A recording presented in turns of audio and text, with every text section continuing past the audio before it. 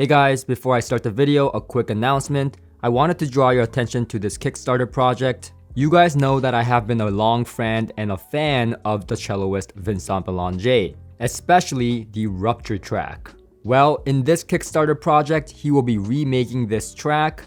Myself and few other recording engineers will be recording it with the best analog gear. A full analog recording in a church with amazing acoustics in Montreal. This new Songe album is a must try, I guarantee you, and this is a great chance to get a signed version. And for those of you buying a physical format like a CD or LP, I will also be sponsoring the Denafrips Pontus 15th generation DAC that I am reviewing today, so that Vinshine can include it for a lucky fan along with a CD or LP purchase. Only a few more days before the Kickstarter is over, so make sure to take advantage and check out the link description below for the Kickstarter link. Hey guys, Jay here. So today we're taking a look at the Pontus 15th generation DAC from Denafrips. Now, I reviewed the original Pontus DAC 4 years ago, and that was a fabulous DAC. For under $2,000 at the time, it was unheard of performance I have heard in that price category, and it was so musical, it was so awesome, I raved about it. And in fact, it's the second most raved about product. When people come up to me at shows, they talk to me, and they talk to me almost always about how much they love their Pontus DAC if they own it. So the question is a much loved DAC and perhaps the best seller for Denafrips. Now, is the 15th generation a big step forward? And that's what we're gonna be talking about today in this video.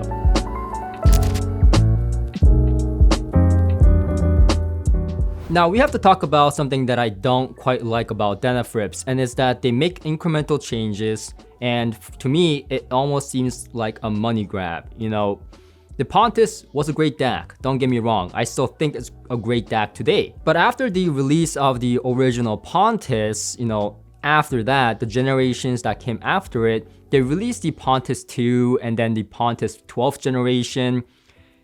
And just, little incremental changes, upgrades. And when I heard those DACs, I didn't think it was big enough of a difference sonically speaking. Sure, they could have upgraded some parts and they could have done this and that, a little bit change, not a huge upgrade. And those didn't really add up to a significant enough sound quality difference, at least for me, to justify making a whole review video on the Pontus. Now, fast forward to today, they have now the Pontus 15th generation. And as much as I thought it was just another incremental change from Denafrips, a chance to, get people to buy more of the Pontus DAC, well, it doesn't seem that way. And when I hooked it up for the first time, that's when I realized that there was a sonic difference here, but it brought me back. I was like, wow, the soundstage, the depth, the layering, the open sound of this DAC, truly amazing. I just thought this is not even what I expected out of the Pontus. This is even better than that. So I decided to open it up to see what did they exactly do to make the Pontus 15th generation an upgrade from the original Pontus. And here's what I found.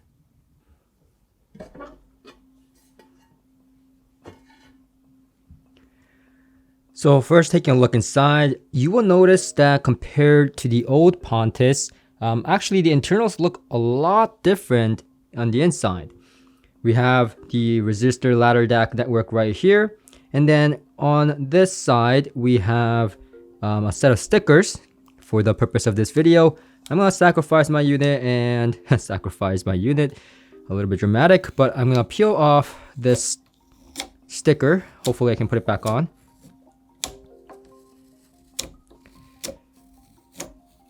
And exposes the new capacitor upgraded capacitors on the Pontus 15th generation model. And if you actually look at the capacitors and the overall layout of this board and compare it to the Venus 12th generation, that's what you're getting here. So this is pretty insane because this is the internal of a $4,000 DAC just about a few months ago, actually. And now you're getting it in a $2,000 DAC right here, which is incredible. And in fact, it's not just the capacitors or the DSP board or the clock that has been upgraded, but also even down to the wiring that goes from here to the power supply is all silver wiring that can be seen on the 12th generation of the Venus DAC as well. And then if you flip the unit over and then unscrew a lot of screws, you can see the power supply underneath this unit. So this is a 2-box solution. So the power supply is sitting underneath and then the motherboard is sitting on the other side. And as you can see, it's using 2 O-ring transformers, which is a superior, more quiet version of toroidal transformers that you see in amplifiers. So it's using even better versions, better quality transformer than your power amplifiers that you see. And as you can see, the power supply is really glorious as always with Denafrips DACs. And this is the same for all their DACs, including the original Pontus. You get this massive power supply, and that's partly why Denafrips DACs are so great and such a great bang for the buck. But another thing that you'll notice is that this is shielded. So in some of the models it's not, but this one is a true 2-box solution. And what's really interesting and something to note here is that on this board right here, it actually says P Venus 12th, which is, again, to my point that this is basically the 12th generation Venus. So it seems like you're basically getting a $4,000 DAC or whatever the Venus 12th generation DAC was in the Pontus 15th generation for about $2,000. That's like a 50% discount. That's awesome. Now, the question is, now they have the Venus 15th generation coming out and I have no idea. Don't ask me. I don't know what they're doing to it to make it a 15th generation. But is that going to be basically the Terminator trickled down? Who knows? Now, aside from the release of all the 15th generation DACs this year by Denafrips, another thing that happened, the news with Denafrips this year, is that they parted ways with their distribution company, Vinshine Audio. And so a lot of you that bought Denafrips DAC and dealt with Denafrips warranty and stuff like that went through Vinshine Audio. But since they dropped the middleman, people expected Denafrips to lower the pricing because now it's direct to consumer. Well, they kept the price exactly the same, and this made people a little bit upset. People thought, Denafrips was all for money and it was just a chance for money grab and increased margin and all this kind of stuff, basically greed. Now, I actually agreed with that until I got the Pontus 15th generation in. Basically, and as you have seen, they are not lowering the price, but they're making the upgrade substantial, basically jumping to the next tier. So I think this is a better approach. Personally speaking, I can't speak for everyone, but personally speaking, I think this is a better approach because, lowering the price of their DACs would also not be great for existing customers, because if they were to ever resell their existing Pontus DAC, well, it's not worth what you paid for, let alone the market price. It will reduce the overall used market price. So I think it's a more wise move, but again, I would love to know what you think in the comment section. In terms of the build quality, it's as you expect from Denafrips. It's built like a tank. You can probably chuck it to the next room and it'll probably survive. Don't do that, by the way, but you know what? It'll probably survive. But the point being is, the build quality is as good as it was 4 years ago. And I feel like that's something to be said even for today, right? In 2024 and 2025 going forward, the build quality at this price point is insane. It's built very, very well. And I think a lot of people, a lot of reviewers will compliment on that fact.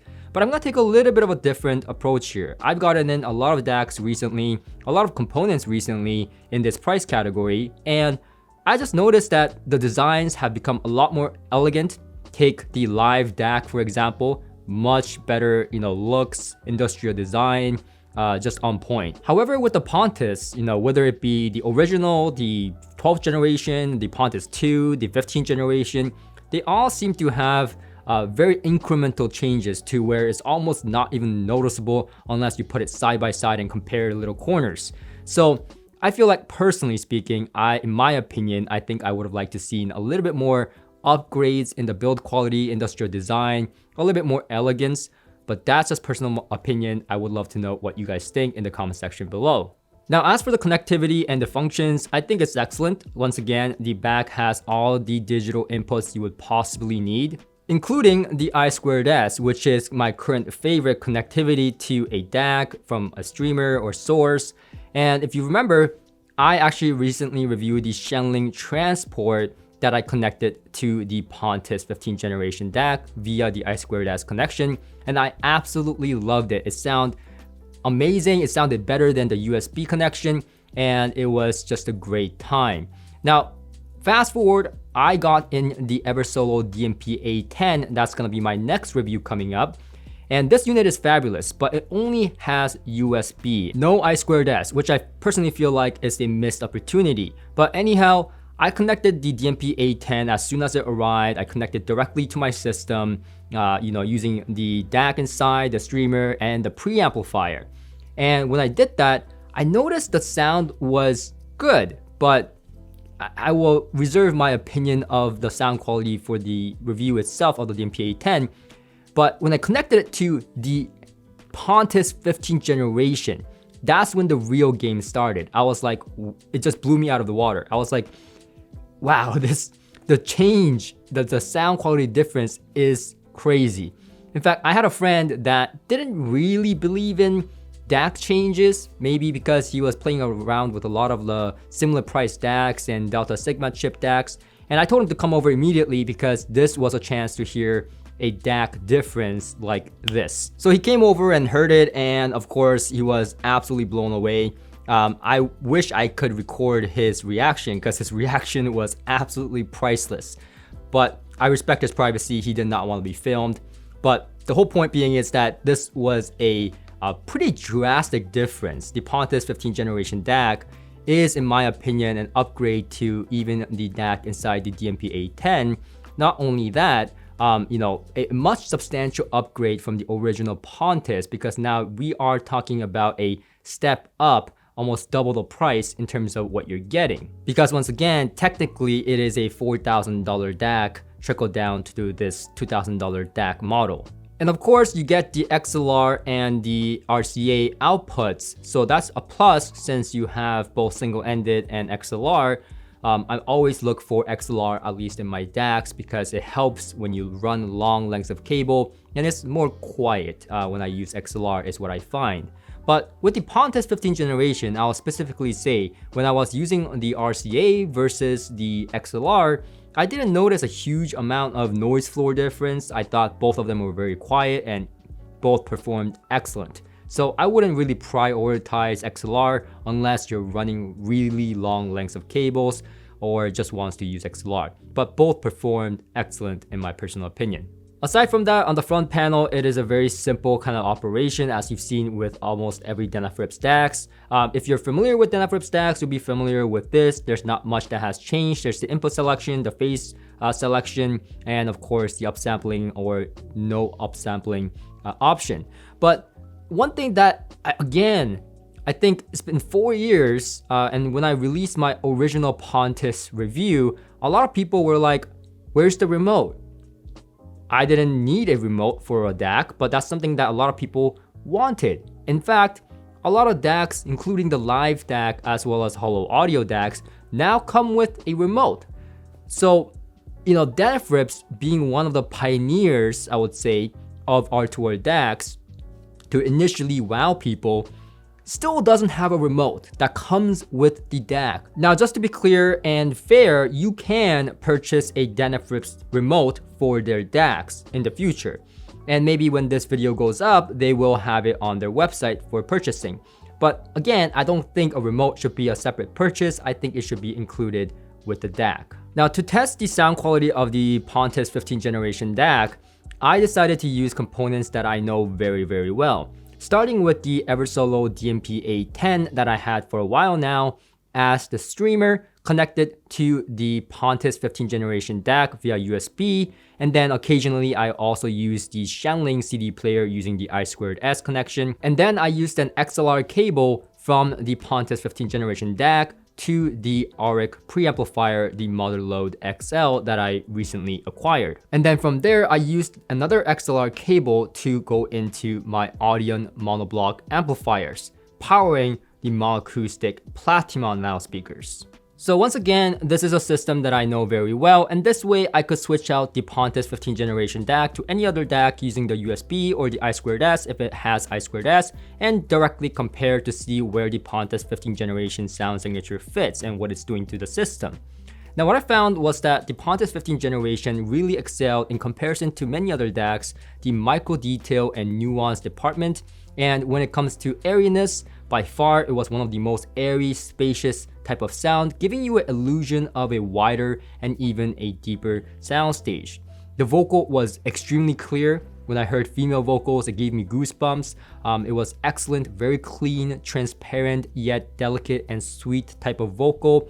It didn't particularly have the muscular nature of the Laiv DAC, which is the new rave, and I'll describe the sound and how it compares to the Pontus in more detail in that review, but I found that the Laiv was a more warmer, lusher DAC in comparison to the Pontus 15th generation, and I personally found this difference evident when I switched to a different loudspeaker like the Songe that uses a single driver and is already known for that airy, nuanced, detailed presentation that can lean a little bit towards that leaner kind of more thin presentation.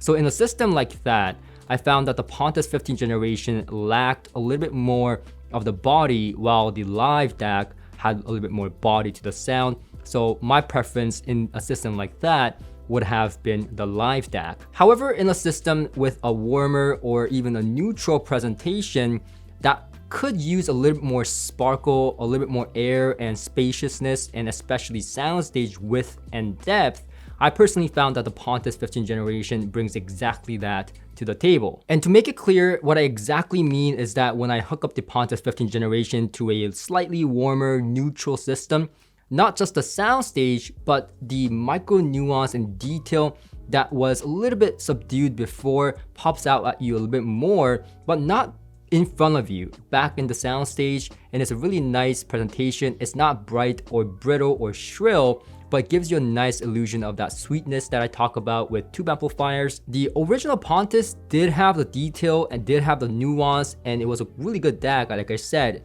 but it was bested by the Doge 7 in that micro nuance and that soundstage of the tube DAC. Now, the Pontus 15th generation, in my personal opinion, is even better than the Doge 7 DAC in that nuance and detail and how that is presented in the sound staging. I feel like it's more open sounding, more airy, and by far the most well presented sweetness in the vocals and strings that really brings that musicality into your room. Now, if you don't understand what I'm talking about with the sweetness description of a sound, what is it? Chocolate? But no, what I'm talking about is that there's times where you hear a thick sound, right? And then a lean sound, right? It sounds too thin and lean sounding, or you hear it like in thick, globby mess. If that balance is right, just right for your ears, I feel that you get this tingling sensation in your ears. I personally do, maybe I'm just weird, but it just sounds sweet, delicate, and a fine, refined sound that makes vocals, especially female vocals and strings, sound so realistic and musical sounding that allows you to enjoy the music without any bloatness, not too thick sound, and without that leanness, too thin and lifeless type of sound. So nice balance is what I'm talking about with that sweetness, and that's what you get with the Pontus 15th generation in a warm to neutral system. So how does the Pontus 15th generation DAC fit in to the R2R DAC market? How does it compare to other brands?